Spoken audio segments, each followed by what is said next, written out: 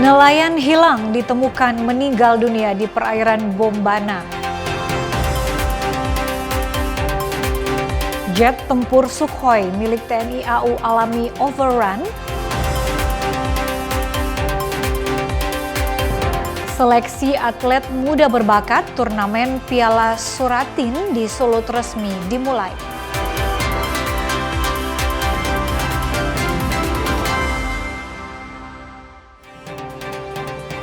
Selamat pagi saudara, kita berjumpa kembali dalam program Kompas Pagi. Selain 3 sorotan tadi, sejumlah informasi menarik dari sejumlah daerah di Indonesia Timur juga akan kami sajikan untuk Anda. Bersama saya Ira Mato, inilah Kompas Pagi selengkapnya, hanya di Kompas TV, independen, terpercaya.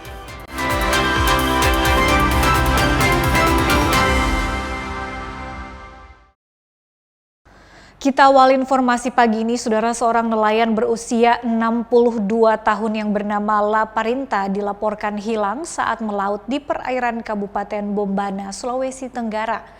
Setelah dilakukan pencarian oleh tim SAR, akhirnya ditemukan dalam kondisi meninggal dunia.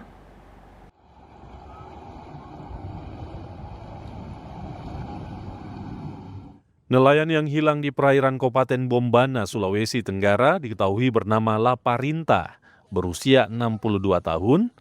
Tim SAR pun dikerahkan untuk lakukan pencarian.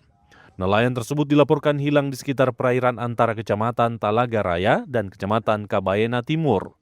Longboat yang digunakannya ditemukan tanpa awak pada 22 Agustus 2026. Nelayan tersebut akhirnya ditemukan sehari setelahnya dalam kondisi meninggal dunia. Usai dievakuasi, jenazah Laparinta kemudian diserahkan kepada pihak keluarga.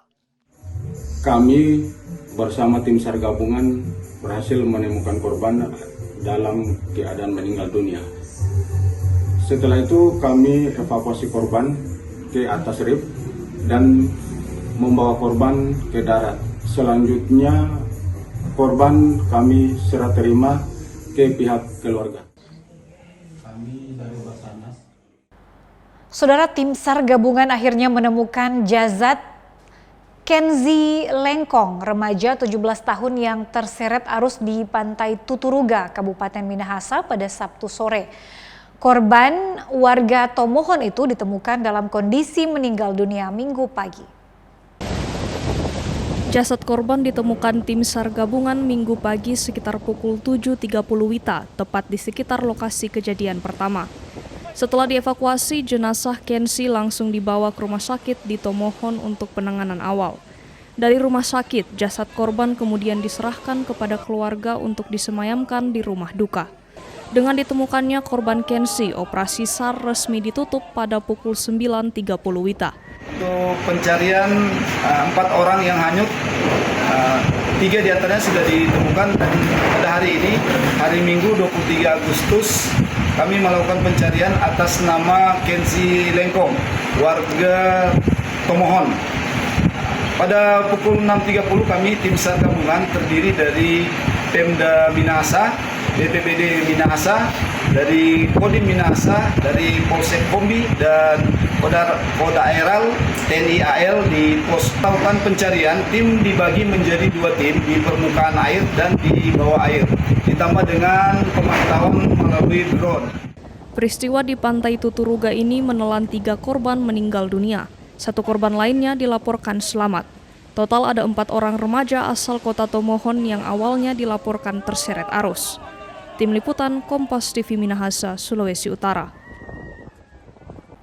Beralih ke Gorontalo, saudara, polisi temukan puluhan botol miras dalam razia rutin yang dilakukan tim URC Polda Gorontalo bersama Polresta Gorontalo Kota Sabtu malam.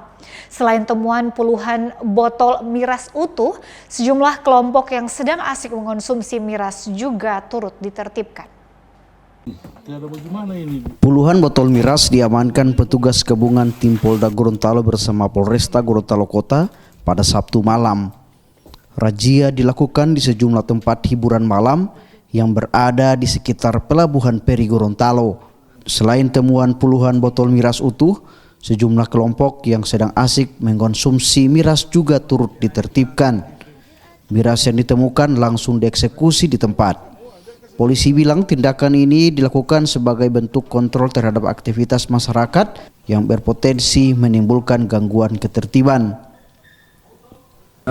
Ditkrim Polda Gorontalo, Ibu RC-nya bersama dengan Ibu RC Polresta Gorontalo melaksanakan giat patroli rutin di waktu weekend untuk yang pasti memberi rasa aman kepada masyarakat, untuk menciptakan kondisi rasa aman di Kota Gorontalo. Kemudian juga tentunya kami juga Ibu RC ini mempunyai 3 kasus yang menjadi tujuannya. Yang pertama itu antisipasi pencurian dengan pemberatan, pencurian dengan kekerasan maupun pencurian kendaraan bermotor, sehingga diharapkan dengan ada kegiatan patroli ini dapat menekan angka kriminalitas di malam minggu ini.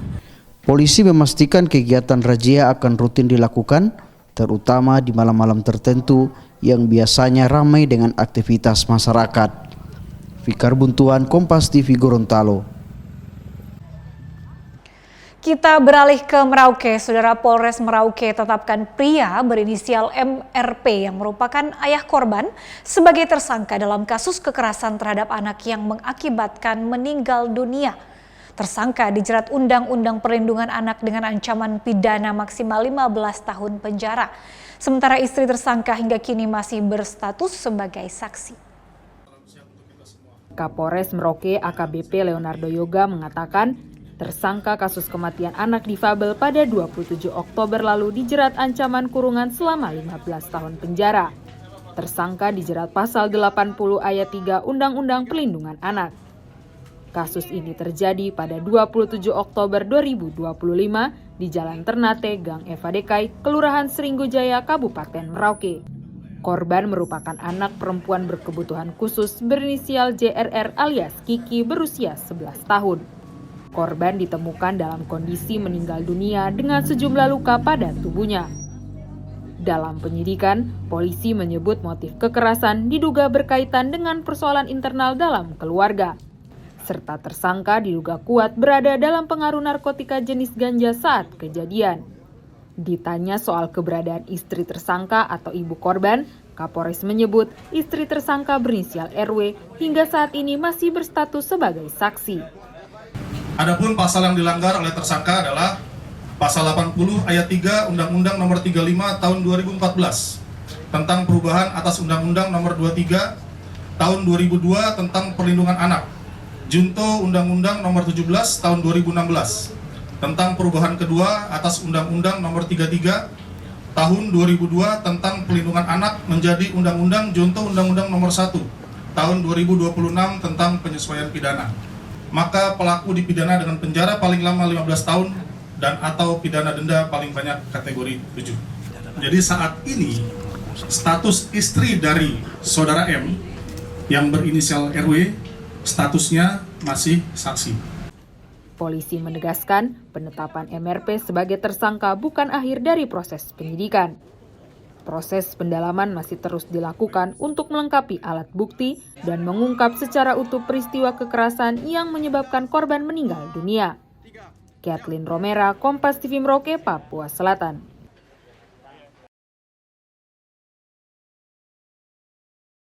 Beralih ke informasi lainnya, saudara, satu anggota Polsek Ilu atas nama Bribda John Galus Situmorang terluka dalam kontak tembak dengan kelompok kriminal bersenjata di Tolikara, Papua Pegunungan. Pelaku penembakan terhadap personil Polsek Ilu diduga dilakukan oleh kelompok kriminal bersenjata pimpinan Ternus Enumbi. Satu anggota Polsek Ilu, Polres Puncak Jaya, Bribda John Galus Situmorang terluka usai terlibat kontak dengan kelompok kriminal bersenjata di Kampung Umage, Distrik Umage, Kabupaten Tolikara pada Kamis siang. Kasatgas Humas Operasi Damai Kartens Kombes Pol Yusuf Sutejo menjelaskan kontak tembak terjadi saat personel Polsek Ilu sedang melakukan observasi dan diserang KKB dari ketinggian. Merespon tembakan itu, personil Polsek Ilu melakukan tembakan balasan dan terlibat kontak tembak. Dalam kontak tembak itu, satu personil atas nama Bribda John Galus Situmorang terluka pada pangkal paha kiri akibat tembakan. Korban kemudian dievakuasi menuju RSUD Karubaga untuk mendapatkan penanganan medis. Namun karena fasilitas yang terbatas, maka korban dievakuasi ke RSUD Wamena.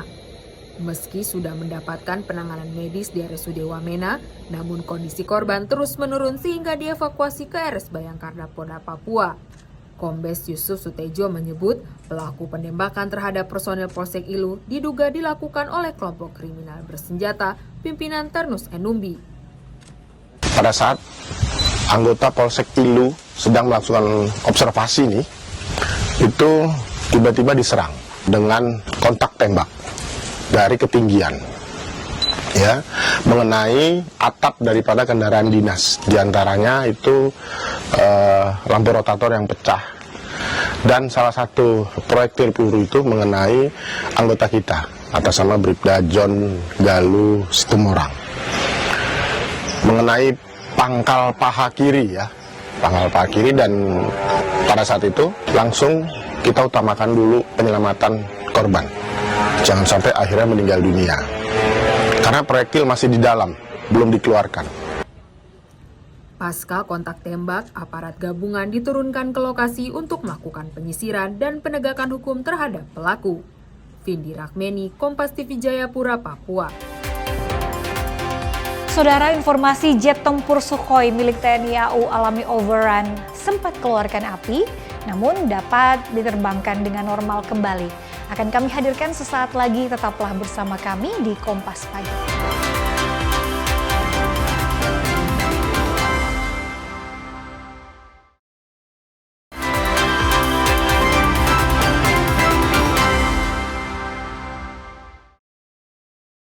Kembali bersama kami di Kompas Pagi. Saudara, 3 remaja di Kota Makassar, Sulawesi Selatan ditangkap polisi usai ketahuan hendak tawuran.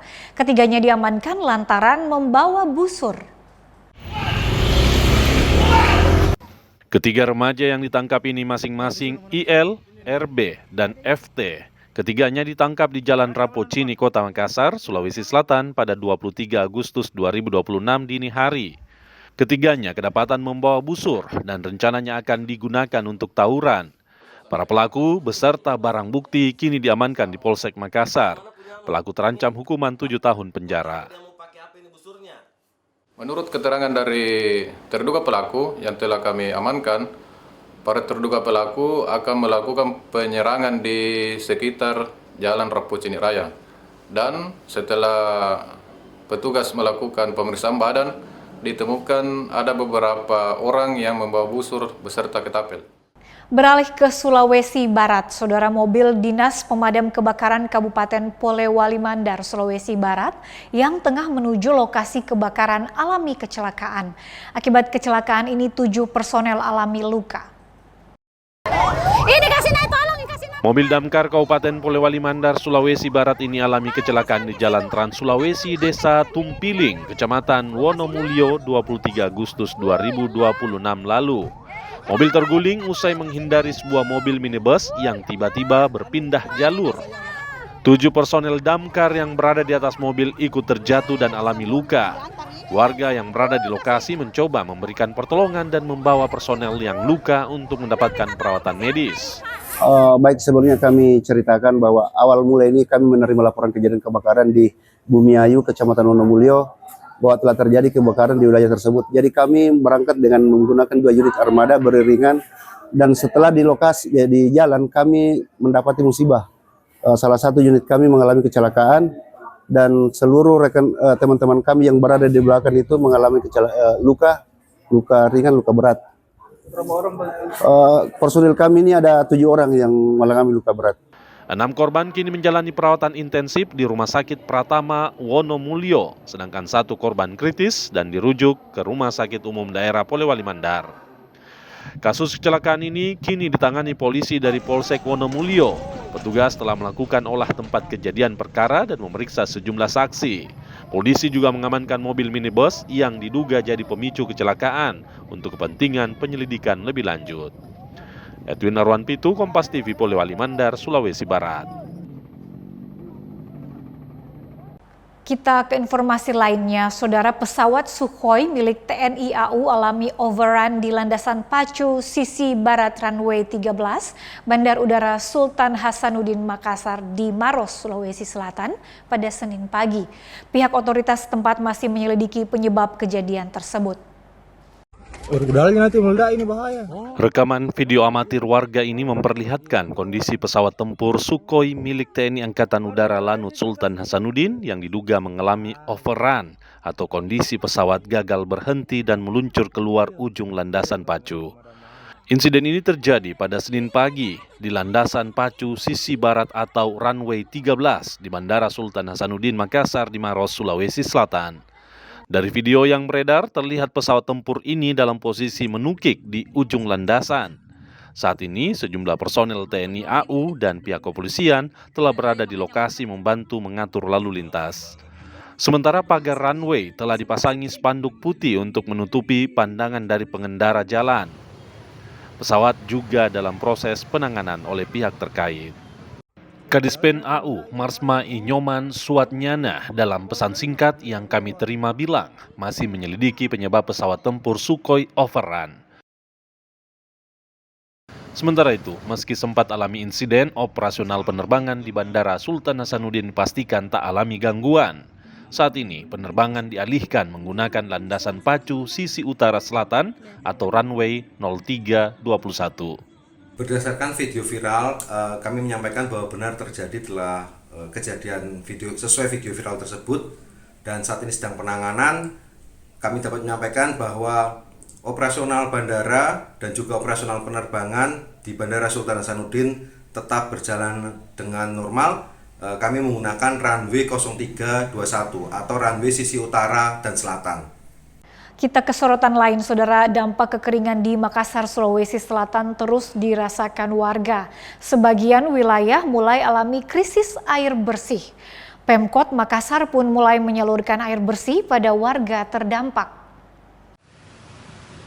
Dengan menggunakan mobil pemadam kebakaran, Pemkot Makassar menyalurkan bantuan air bersih pada warga di Jalan Indah 7, Kelurahan Kaluku Bodowa, Kecamatan Tallo. Air bersih ditempatkan di sebuah toren agar memudahkan warga untuk mengambil. Bantuan disalurkan lantaran di daerah ini warga mulai kesulitan mendapatkan air bersih dari PDAM. Sementara air tanah tak bisa digunakan karena rasanya yang asin. Itu Pak, susah sekali air di sini karena di sini bekas empang. Jadi kalau orang gali sumur, asin airnya. Kalau di akhir Agustus, gali sumur asin akhirnya. Berarti tidak terpakai Pak? Tidak Pak. Jadi warga di sini pakai apa? Beli. Oh, beli air. Iya, 5.000 per gerobak. Iya, kalau ini kan ada bantuan dari pemerintah, itu bagaimana dia sistemnya? Iya, alhamdulillah.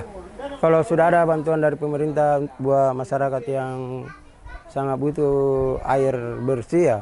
Tidak mengalir Pak. Banyak rata-rata di sini ya 70% ada PDAM, tapi begitulah kayak jalan satu hari, satu minggu tidak. Berdasarkan asesmen BPBD Makassar, terdapat 6 kecamatan di Kota Makassar terdampak kekeringan, yakni Kecamatan Biringkanaya, Tamalandrea, Manggala, Panakukang, Ujung Tanah, dan Tallo. Penyalurannya sesuai dengan permintaan dari masyarakat yang masuk ke konter, sehingga kami memberikan surat ke PDAM untuk memberikan air, seperti itu ya. Itu setiap hari atau seperti apa Pak? Setiap hari kita akan lakukan penyaluran sesuai dengan titik distribusi yang akan kita berikan kepada masyarakat. Biasanya berapa res Pak itu? Setiap hari minimal 2 res, maksimal 3 res per harinya.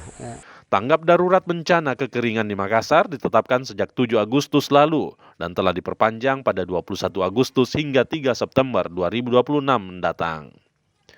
Arif Tirtana, Kompas TV Makassar. Kita kembali ke Kota Manado, Saudara. Dampak kekeringan panjang, warga di Kelurahan Mapanget Barat, Kota Manado alami krisis air bersih. BPBD Kota Manado bersama Balai Penataan Bangunan Prasarana Kawasan Sulut menyalurkan sebanyak 4.000 liter air bersih. BPBD Kota Manado bersama Balai Penataan Bangunan Prasarana Kawasan Sulut menyalurkan bantuan air bersih bagi warga terdampak kekeringan di Kelurahan Mapanget Barat, lingkungan 7 Kota Manado. Warga mengeluh sebulan terakhir sumur-sumur mereka mengering dan mengakibatkan kelangkaan air bersih. Kekeringan yang terjadi selama lebih dari 1 bulan terakhir membuat warga mengaku kesulitan untuk melakukan aktivitas harian, seperti memasak, mandi, dan mencuci pakaian. Ya, selama ini belum turun hujan pasti akan tetap kurang minta bantuan dengan sangat supaya ini warga yang masih boleh terbantu dengan. Ini sudah ke berapa kali datang bantuan, Pak? Orang yang ada di sini ini syukur bakal dari BPBD semua. Iya, dari BPBD. Ada harapan kah supaya ada jadwal, Pak, supaya? Iya, kita juga minta tadi malam kita minta ke lurah boleh berkoordinasikan karena memang bukan cuma di lingkungan 7 saja yang memang butuh air, karena di Kelurahan Mapungat Barat dari 8 lingkungan ada 7 lingkungan yang memang butuh bantuan air bersih. Terus sekarang bagaimana kondisi? Ya pergi, ya harus tahu seberapa bulan begini guys yang orang di sini kan ada yang pergi 1 minggu juga panas so kering. Jadi ini so kering so boleh berapa lama? Kalau kita hanya timba air, coba beli di muka so hampir 2 bulan ini. Kepala BPBD Kota Manado, Donald Sambuaga, saat dikonfirmasi menyebut penyaluran air bersih difokuskan ke titik-titik terdampak kekeringan sesuai dengan laporan yang diterima. Ia memastikan pelayanan air bersih bagi warga terdampak kekeringan akan terus dilakukan selama masih ada laporan dari warga. Swingli Manderes, Kompas TV Manado, Sulawesi Utara. Sementara dampak kekeringan di Kota Manado, Sulawesi Utara telah menyebabkan sejumlah kebakaran lahan di beberapa lokasi. Data Dinas Pemadam Kebakaran Kota Manado menyebut kasus kebakaran hutan dan lahan di Kota Manado hingga awal bulan Agustus 2026 sebanyak 290 kasus. Kantor Dinas Pemadam Kebakaran Pemkot Manado periode awal bulan Agustus hingga saat ini telah menangani 290 kasus kebakaran yang terdiri dari 72 kebakaran bangunan dan 218 non-bangunan. Jika dibandingkan dengan tahun sebelumnya dengan periode yang sama, angka ini meningkat 200%. Dari semua kecamatan, kebakaran paling banyak terjadi di Kecamatan Mapanget. Kepala Dinas Pemadam Kebakaran Kota Manado, Jimmy Rotinsulu, bilang kebakaran terjadi akibat masyarakat membakar sampah sembarangan, ditambah dengan musim kemarau yang panjang. Total kebakaran sampai 24 Agustus jam 7 pagi tadi ada 190 kebakaran. Kebakaran bangunan 72, non-bangunan ada 218, dan yang terbanyak adalah kebakaran alang-alang atau lahan di musim El Nino ini. Karena di bulan Juni kita kebakaran alang-alang baru 3 kejadian, dan di bulan Juli ada 61 kejadian alang-alang, dan di bulan Agustus ini adalah 134 kejadian kebakaran alang-alang sampai tadi pagi jam 7.30. Untuk itu kami menghimbau kepada masyarakat agar melihat ada satu kebakaran boleh diinformasikan kepada Dinas Pemadam Kebakaran. Masyarakat dihimbau di musim kemarau ini agar jangan sembarangan membakar dan jangan membuka lahan dengan cara membakar, karena hal tersebut dapat berdampak terhadap kesehatan dan juga bisa membahayakan rumah-rumah warga. Jimmy Dapar, Kompas TV Manado, Sulawesi Utara. Saudara, informasi dampak kemarau, harga cabai rawit dan cabai merah di Pasar Bersehati Kota Manado naik akan kami hadirkan usai jeda, tetaplah bersama kami.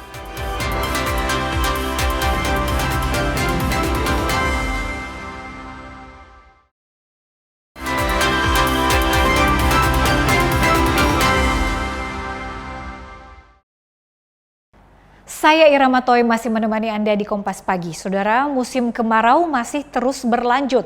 Sejumlah petani di Kabupaten Minahasa, Sulawesi Utara pun mulai merasakan dampak kemarau yang berkepanjangan lantaran debit air yang terus menurun. Sejumlah petani padi sawah di Kabupaten Minahasa, Sulawesi Utara mulai merasakan dampak musim kemarau berkepanjangan. Debit air yang biasanya cukup untuk memenuhi petak-petak sawah petani di sekitar Kelurahan Kiniar dan Tolowur, Tondano kini mulai menyusut. Bahkan beberapa saluran irigasi tampak kering dan keretakan sejumlah petak sawah terlihat jelas. Alhasil penurunan produktivitas padi sawah pun menjadi ancaman nyata bagi para petani. Bahkan dikhawatirkan jika kemarau masih terus berlanjut, petani tak punya pilihan lain selain menunda waktu tanam sampai musim penghujan kembali tiba. Ya, kalau macam orang di lokasi sini masih ada dia punya air. Markal di lokasi lain soalnya anda ada ini. Jadi orang masih boleh mau panen loh. Kalau sama ada yang di sebelah sana lokasi lain soalnya mau panen tuh orang. Produktivitasnya akan bagaimana Pak? Berkurang Ya, hasilnya? menurun kan. Berapa persen? Ya kalau itu ya kalau macam ini kita padi ini ya tak banyak lah.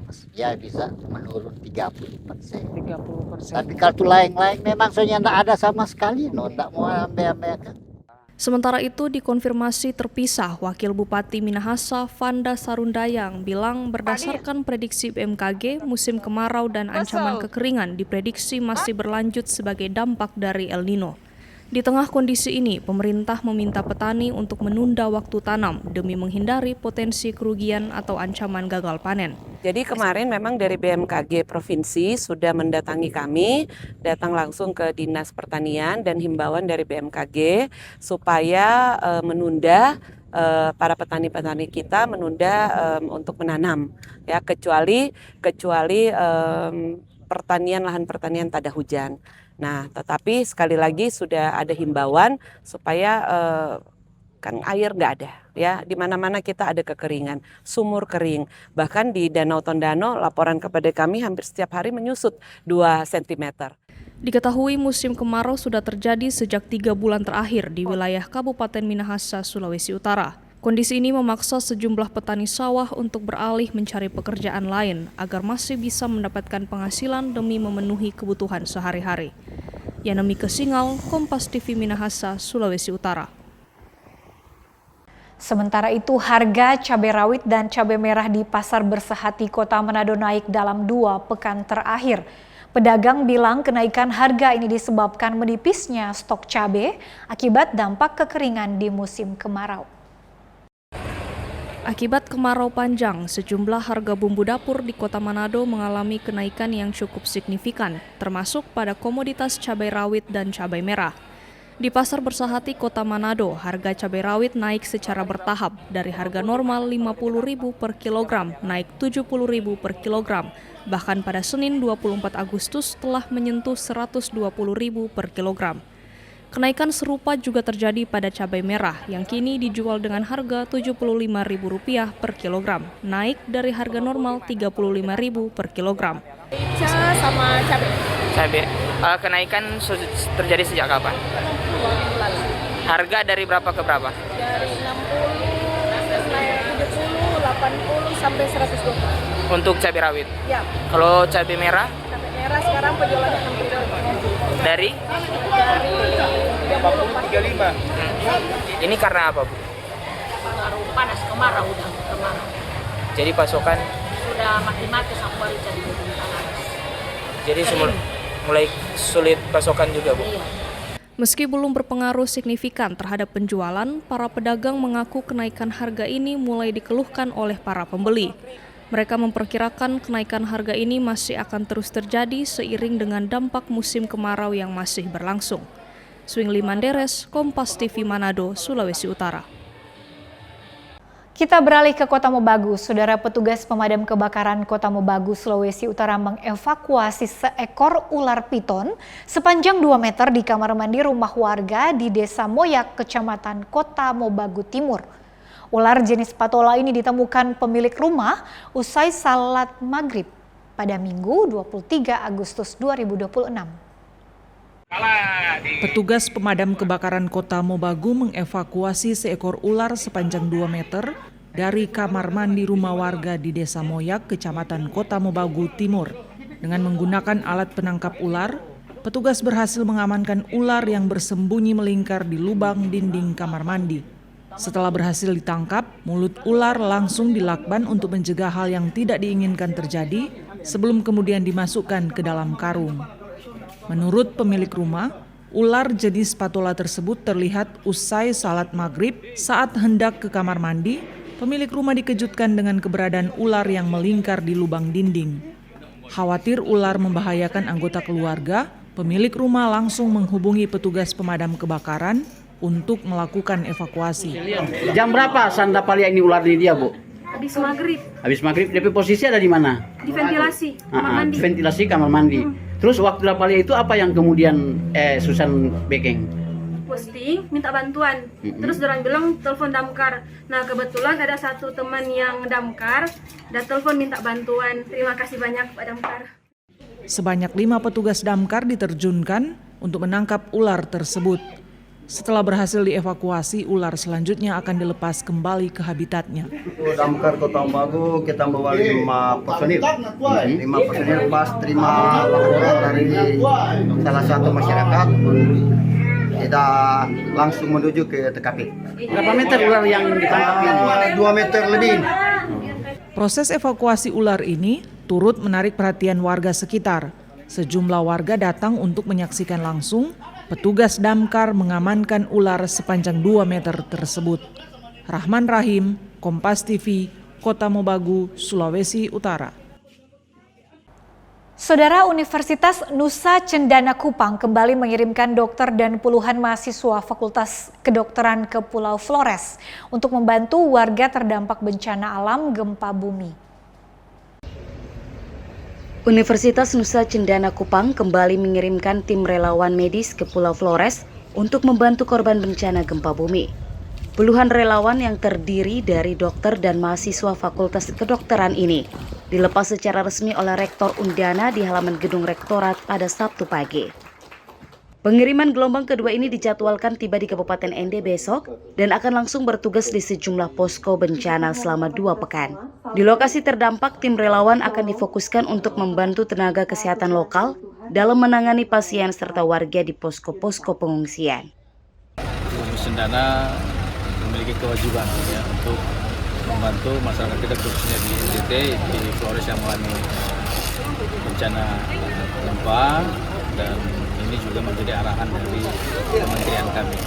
Nah, apa-apa yang sudah kami lakukan sejak awal dan diketuai oleh Pak WR4, posko dan pembentukan satgas itu sudah kami lakukan, pembukaan rekening peduli dan juga penerimaan bantuan donasi juga sudah kami siapkan, dan saat ini sudah kami kirimkan yang.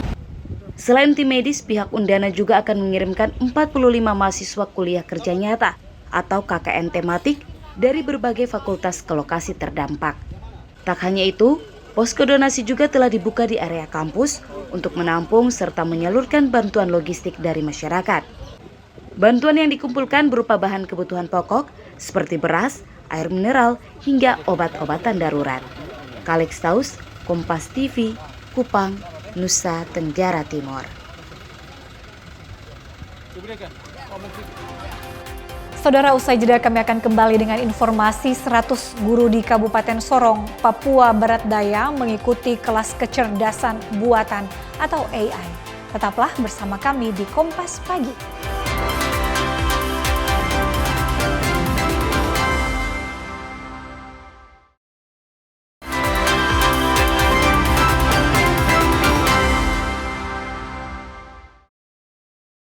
Terima kasih saudara, Anda masih bersama kami di Kompas Pagi. Ratusan pencari kerja dari berbagai latar belakang pendidikan memadati ajang pelaksanaan job fair di Langowan, Minahasa, Sulawesi Utara pekan lalu. Dalam pelaksanaan job fair kali ini dibutuhkan 1.600 lowongan pekerjaan dari berbagai perusahaan swasta di Sulawesi Utara. Berbekal pendidikan baik SMA, SMK, serta sarjana dari berbagai jurusan, para pencaker atau pencari kerja ini begitu antusias mengikuti job fair yang digelar oleh pemerintah Kabupaten Minahasa. Gelaran job fair ini merupakan kesempatan berharga bagi mereka untuk mendapatkan pekerjaan. Untuk cari kerja sekarang sangat sulit ya menurut saya, karena kebanyakan dari kita sendiri belum mendapatkan pekerjaan yang sesuai dengan jurusan dan yang kita minati saat ini. Pengalaman kerjanya bagaimana sebelum-sebelum? Pengalaman kerja sebelumnya sudah pernah bekerja, tapi mungkin kurang sesuai juga dengan minat saya dan pekerjaan saya. Pelaksanaan job fair kali ini digelar selama 2 hari. Mereka yang lolos secara persyaratan nantinya akan ditempatkan di berbagai perusahaan yang ada di Sulawesi Utara. Melihat antusiasme pencari kerja yang signifikan, job fair ini menghadirkan sebanyak 15 perusahaan yang ikut berpartisipasi untuk membuka lowongan pekerjaan tersebut. Kenapa job fair ini dilaksanakan? Pertama, itu memang tanggung jawab pemerintah. itu tanggung jawab pemerintah untuk memberikan informasi pasar kerja kepada masyarakat pencari kerja. Kemudian bagaimana pemerintah menjadi jembatan antara pemberi kerja dan masyarakat pencari kerja. Karena mengingat contohnya misalnya Kabupaten Minahasa yang memiliki kecamatan 25 kecamatan, 270 desa kelurahan. Pemkab Minahasa menargetkan ribuan pencari kerja bisa terakomodir dalam job fair ini. Pelaksanaan job fair tahap berikutnya rencananya akan digelar Oktober mendatang di daerah yang ditentukan sesuai jadwal pemerintah daerah. Tim Liputan Kompas TV Minahasa, Sulawesi Utara. Sorotan lainnya dari Maluku, Saudara, pemerintah Kota Ambon bekerja sama dengan Pengadilan Agama Kelas 1A dan Kementerian Agama menggelar pelayanan terpadu pemilikan status hukum pernikahan dan kependudukan bagi puluhan pasangan suami istri di Kota Ambon, Senin 24 Agustus 2026. Berikan kepastian status hukum perkawinan dan kependudukan bagi puluhan pasangan suami istri di Ambon. Pemerintah Kota Ambon menggelar pelayanan terpadu sidang isbat nikah di Gedung Ashari Ambon, Maluku. Mereka yang mengikuti isbat masal ini merupakan pasangan yang sudah menikah bawa tangan namun belum terdaftar secara hukum. Para pasangan ini hanya datang membawa saksi untuk melangsungkan isbat nikah oleh hakim dan dilakukan pengesahan hukum dari Pengadilan Agama, mencetak akta buku nikah, dokumen kependudukan, serta dibuat akta kelahiran dan kartu identitas anak jika telah memiliki anak. Ini bentuk kerjasama ya, bukan kerjasama yang pertama tapi beberapa kali. Dalam rangka membantu masyarakat yang berpenghasilan rendah atau kita bisa juga menyelesaikan masalah-masalah perkawinan ya, supaya status kependudukan masyarakat itu menjadi jelas. Ya, pertama itu orang punya status keluarga, karena apapun persoalan yang terjadi kita lihat begitu anak itu lahir dari sebuah perkawinan dia butuh sekolah, dan butuh sekolah itu dia butuh akte kelahiran. Isbat nikah ini merupakan pelayanan terpadu secara gratis yang dilakukan Pemkot Ambon sebagai upaya membantu warga yang kurang mampu. Yahya Lating, Kompas TV, Ambon, Maluku. Beralih ke sorotan dari Papua, Saudara, lebih dari 100 guru di Kabupaten Sorong, Papua Barat Daya mengikuti kelas kecerdasan buatan atau AI. Kelas kecerdasan buatan ini untuk meningkatkan kemampuan guru memanfaatkan AI untuk peningkatan kualitas dunia pendidikan. Sebanyak 113 guru dari berbagai sekolah di Kabupaten Sorong, Papua Barat Daya mengikuti kelas kecerdasan buatan atau AI. Kegiatan bertema AI Goes to School ini digelar di SMK Negeri 1 Kabupaten Sorong 22 Agustus 2026. Dalam pelatihan ini, para guru mendapatkan materi mulai dari pengenalan hingga tantangan penggunaan AI. Pemanfaatan AI ini diharapkan bisa meningkatkan kualitas dunia pendidikan. Pelatihan kecerdasan artifisial yang versi kedua ini memang yang diberikan adalah kita ada 6 modul di dalamnya. Yang pertama terkait tentang pengenalan AI, kemudian etika AI dan manajemen prompt. Terus kemudian di modul 4, 5, 6-nya itu adalah untuk langsung ke implementasinya gitu kan, baik dari sisi untuk pengelolaan kelas dan lain sebagainya gitu. Dan selain itu juga kan tidak hanya mengajarkan secara teori juga, tapi juga mereka langsung berpraktek. Harapan kami AI ini bisa sampai kepada terutama generasi muda agar bisa menyikapi dunia teknologi yang begitu cepat ini bisa disikapi dengan positif. Selain di Sorong, program ini juga digelar di kota lain dengan menyasar 10.000 guru di 40 kota. Rencananya kegiatan ini akan berlangsung hingga 18 bulan ke depan. Asarul Rahmat, Kompas TV Sorong, Papua Barat Daya. Kita ke sorotan menarik lainnya, Saudara. Seorang anak petani asal Purwokerto, Jawa Tengah, Via Luftiatun Nabila berhasil menjadi lulusan terbaik Institut Agama Islam Negeri atau IAIN Sorong. Luftiatun lulus dengan predikat cum laude dengan IPK 4,0.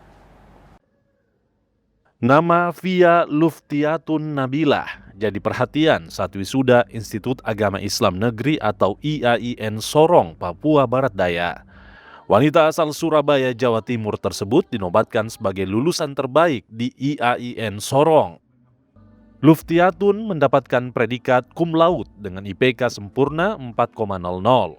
Mahasiswa program studi pendidikan guru madrasah Iftidaiyah atau PGMI di Fakultas Tarbiyah ini jadi yang terbaik dari 162 lulusan angkatan ke-20. Luftiatun berasal dari keluarga sederhana. Dirinya bahkan meninggalkan kampung halamannya di Purwokerto, Jawa Timur demi menyelesaikan pendidikan. Alhamdulillah saya sudah bekerja mengajar baru dari bulan Mei kemarin di salah satu SD di FEB, Kabupaten Tambrau. Di daerah 3T ya? Iya, di daerah 3T. Harapan ke depannya? Harapannya semoga dengan mendapat kepercayaan menjadi mahasiswa terbaik, semoga menjadi motivasi bagi saya untuk terus tetap belajar dan terus membagikan ilmunya kepada teman-teman yang ada di daerah kita. Kini setelah menyandang gelar sarjana, Via memilih kembali mengabdi sebagai guru di wilayah 3T di Kabupaten Tambrau. Asarul Rahmat, Kompas TV Sorong, Papua Barat Daya. Kita kembali ke sorotan dari Sulawesi Utara. Saudara, guna memaksimalkan pelayanan kepada masyarakat, Kepala Kejaksaan Tinggi Sulawesi Utara Yakob Hendrik Patipeilohi meresmikan gedung baru pelayanan terpadu satu pintu Senin pagi. Selain pelayanan terpadu, Kejati juga meresmikan sebuah tempat ibadah. Peresmian kedua fasilitas tersebut menjadi bagian dari komitmen Kejati Sulut dalam meningkatkan kualitas pelayanan kepada masyarakat sekaligus memperkuat pembangunan institusi yang transparan, akuntabel, bersih, dan berintegritas. Kejati Sulut mengatakan keberadaan gedung PTSP diharapkan dapat memaksimalkan pelayanan kepada masyarakat pencari keadilan, khususnya dalam memperoleh informasi, menyampaikan aspirasi, maupun melaporkan berbagai persoalan yang berkaitan dengan pelayanan dan penanganan perkara. Kejati Sulut juga menegaskan komitmen jajarannya untuk memberikan pelayanan yang cepat dan bebas dari praktik birokrasi yang berbelit-belit. Masyarakat tidak perlu ragu menyampaikan laporan apabila menemukan dugaan pungutan liar, gratifikasi, maupun bentuk pelayanan yang tidak sesuai dengan ketentuan. Tujuannya supaya Kejaksaan Tinggi Sulawesi Utara lebih maksimal di dalam melakukan pelayanan kepada masyarakat pencari keadilan berupa semua informasi maupun problematika apapun yang ada di masyarakat. Kita berharap semuanya bisa dibawa ke sini, lalu kemudian menjadi sumber informasi bagi kejaksaan yang mau langsung datang ke sini. Disinilah tempat. Pembenahan sarana dan prasarana pelayanan tersebut juga merupakan bagian dari langkah Kejati Sulut dalam mewujudkan tata kelola pemerintahan yang bersih dan berorientasi pada pelayanan masyarakat. Kejati Sulut menegaskan bahwa Kejati Sulut terus berupaya membangun organisasi yang mampu memberikan pelayanan terbaik sekaligus memenuhi standar integritas menuju wilayah birokrasi bersih dan melayani. Tim Liputan Kompas TV Manado, Sulawesi Utara. Saudara, berada di kawasan pegunungan, masyarakat Kecamatan Lindu memiliki tradisi unik mengolah biji tumbuhan liar menjadi aksesori bernilai seni tinggi. Biji jali atau yang warga lokal sebut kalide disulap menjadi berbagai perhiasan etnik yang syarat nilai budaya. Di balik keindahan alam Kecamatan Lindu, tersimpan kekayaan karya tangan masyarakat lokal yang terus bertahan melintasi zaman. Salah satunya adalah kerajinan berbahan biji jali atau yang lebih dikenal warga setempat dengan sebutan biji kalide. Biji tumbuhan liar bernuansa mengkilap ini dipilah dan dirangkai secara telaten menjadi cincin, kalung, tas, hingga ikat kepala khas adat Lindu.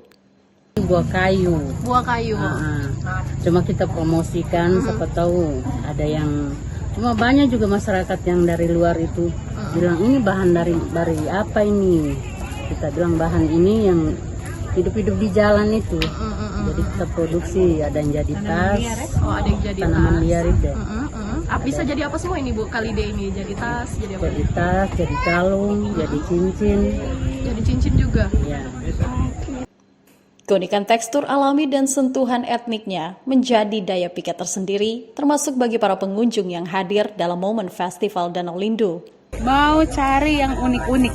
Yang unik-unik, misalnya seperti ini, tas-tas dari buah-buah kayu katanya. Ini adalah tidak susah carinya, tapi ini susah buatnya saja. Tapi kan ini kan tidak ada dijual di Palu, di mall-mall tidak ada ini. Hanya adanya di Lindu gitu Bu ya. Keterampilan merangkai Kalide tidak hanya menjadi sarana pelestarian budaya leluhur, tetapi juga berpotensi terus dikembangkan sebagai penopang ekonomi kreatif warga Lindu. Dana Rahman, Kompas TV, Sigi, Sulawesi Tengah. Saudara, kami masih akan kembali dengan informasi olahraga, diantaranya seleksi atlet muda berbakat, turnamen Piala Suratin resmi dimulai. Jangan kemana-mana, tetap bersama Kompas Pagi.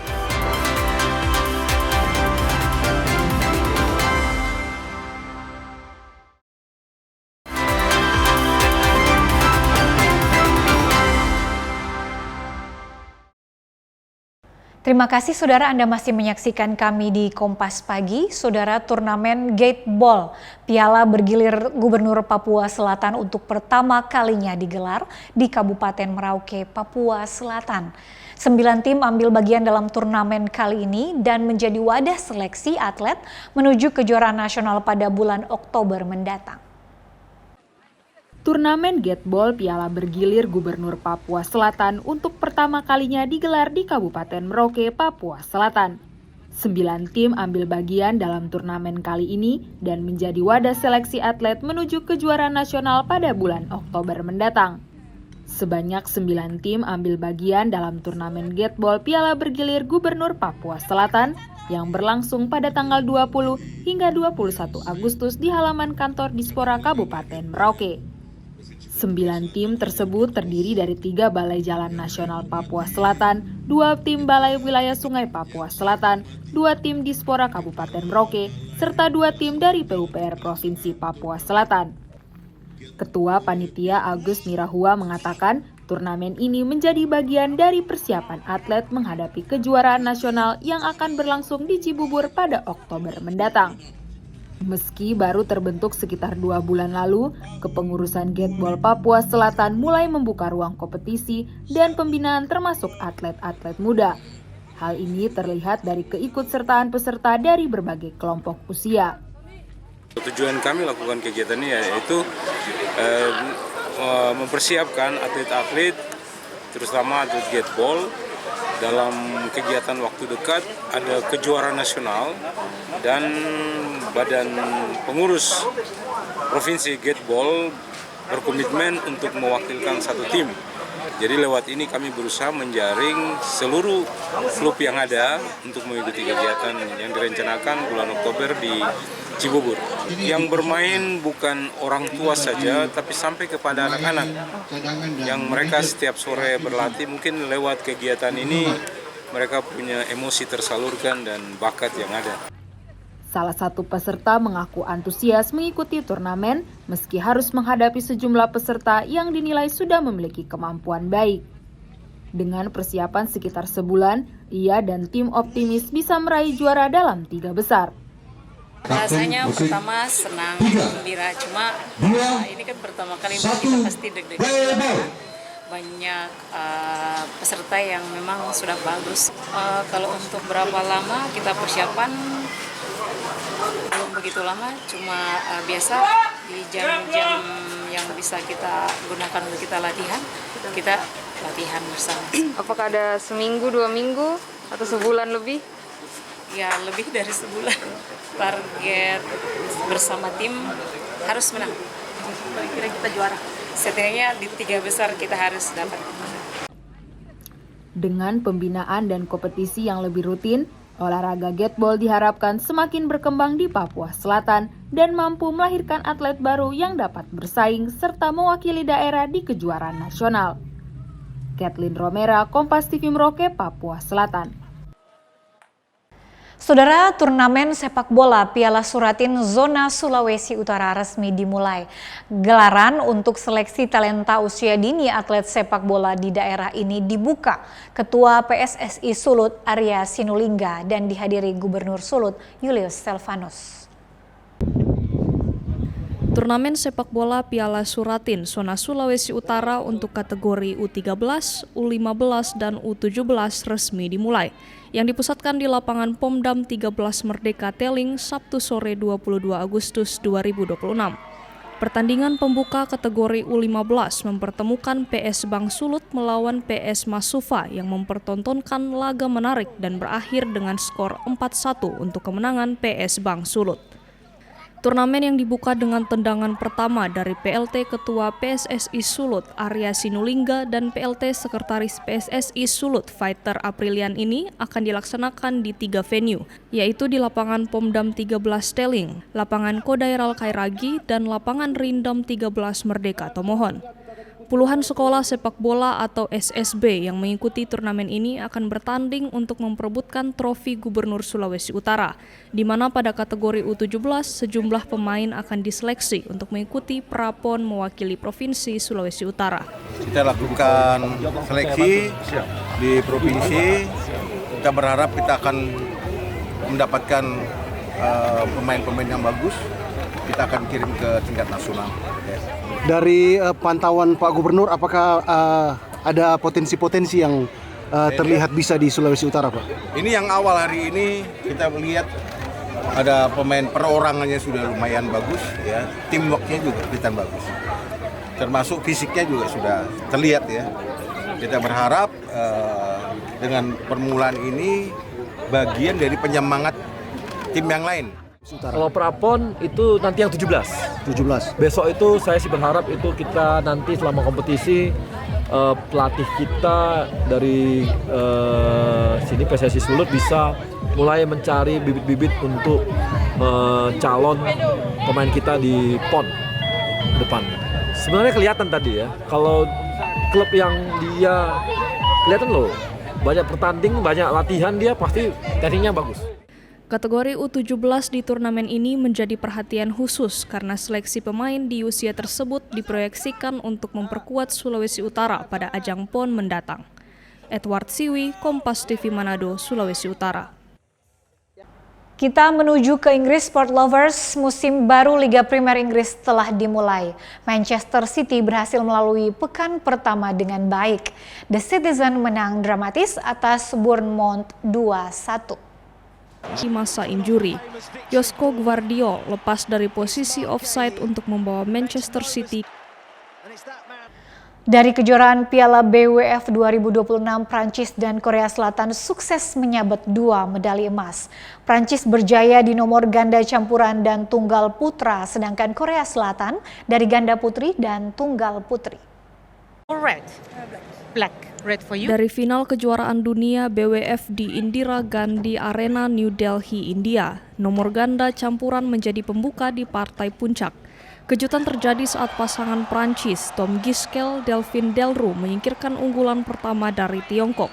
Feng Yanze, Huang Dongping menyerah dalam 3 game, 20-22, 21-19, dan 15-21 dalam durasi waktu 1 jam 18 menit. Prancis kembali meraih gelar juara di nomor tunggal putra dari Alex Lanier yang kalahkan Kodai Naraoka hanya dalam 2 game 21-11 dan 21-11 dengan waktu 50 menit. Keduanya menjadi wakil Prancis pertama dalam sejarah yang meraih medali emas di kejuaraan dunia BWF 2026. Di sektor ganda putri, Korea Selatan berhasil naik podium. Bek Hana, Lee So-hee kalahkan unggulan pertama dari Tiongkok, Lui Shengxi Tan-ning dalam waktu 51 menit. Bek Lee menang 21-15 dan 21-15. Tim Liputan Kompas TV. Saudara, penyerang Manchester City Erling Haaland menyambut musim baru kompetisi dengan mengubah gaya rambut ikoniknya. Haaland memangkas rambut panjangnya menjadi cepak. Erling Haaland tampil dengan gaya rambut baru sebelum Manchester City melawan Bournemouth. Penyerang asal Norwegia itu meninggalkan gaya rambut panjangnya yang selama ini menjadi ciri khasnya. Mesin gol City itu memilih potong rambut cepak yang mengingatkan pada penampilan ketika masih berseragam Borussia Dortmund. Melalui lini masanya, Haaland membagikan momen tahapan perubahan gaya rambutnya. Pemain berusia 26 tahun itu memperlihatkan gaya rambut barunya kepada Pep Guardiola. Momen itu terjadi ketika Guardiola sedang menyaksikan Brentford melawan Tottenham Hotspur.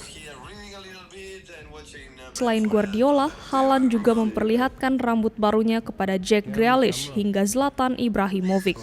Transformasi ini menandai berakhirnya era bagi pemain yang memiliki rambut pirang panjangnya yang telah menjadi bagian khas dari citranya. Tim Liputan Kompas TV. Dan informasi olahraga tadi menutup perjumpaan kita dalam program Kompas Pagi.